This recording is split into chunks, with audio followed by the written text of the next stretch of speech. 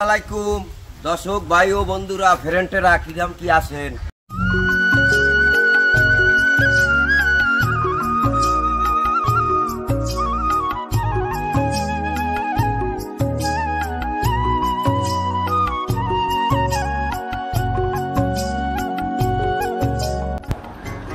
গ্রামের খাল দিয়ে নৌকায় ভ্রমণ মানেই যেন এক টুকরো স্বপ্নের ভেতর প্রবেশ করা।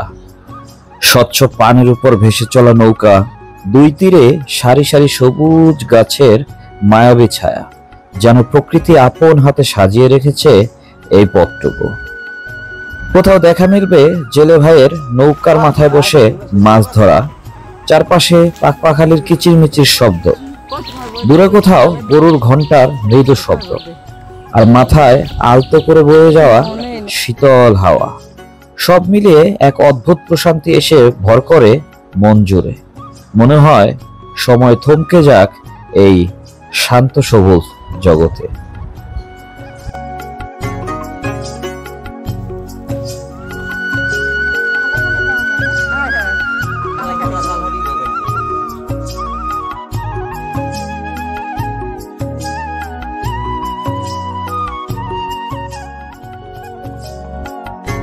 খালের মাঝখান দিয়ে পারাপারের জন্য বাঁশ দিয়ে যেটি তৈরি করা হয়েছে, এটিকে কিন্তু বরিশালের আঞ্চলিক ভাষায় চার বলা হয় এবং অন্যান্য কিছু জেলাতে সাঁকোও বলা হয়। তবে আমার জানা নেই কোন জেলাতে কি নামে ডাকা হয়। অবশ্যই আপনারা কমেন্টে জানাতে ভুলবেন না আপনার এলাকায় এটিকে কি নামে সম্বোধন করা হয়।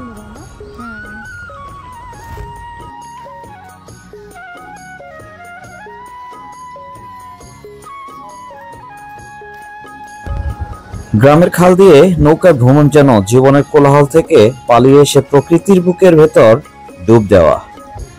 নৌকার হালকা দুলুনি, চারপাশের নীরবতার মাঝে ছপছপ করে বয়ে চলা জলের শব্দ। মনে হয় যেন জীবনের সব দুঃখ কষ্ট এই স্রোতে ভেসে যাচ্ছে দূরে, অনেক দূরে।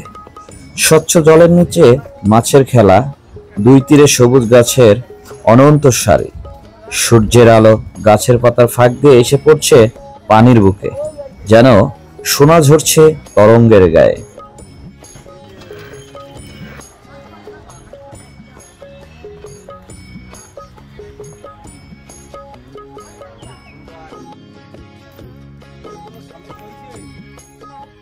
চলতে চলতে অবশেষে নৌকা এসে ভিড়ল তীরে। এখন তীরে ওঠার পালা। সত্যি কথা বলতে নৌকা ভ্রমণ এক অপার্থিব শান্তি, যেখানে সময় থেমে যায়, দুশ্চিন্তা মিলিয়ে যায়, আর হৃদয় পূর্ণ হয়ে ওঠে এক অজানা ভালো লাগায়। মনে হয় যদি পারতাম এই খালের বুকেই চিরকাল ভেসে থাকতাম, সবুজ প্রকৃতির এই স্নিগ্ধ মমতায়।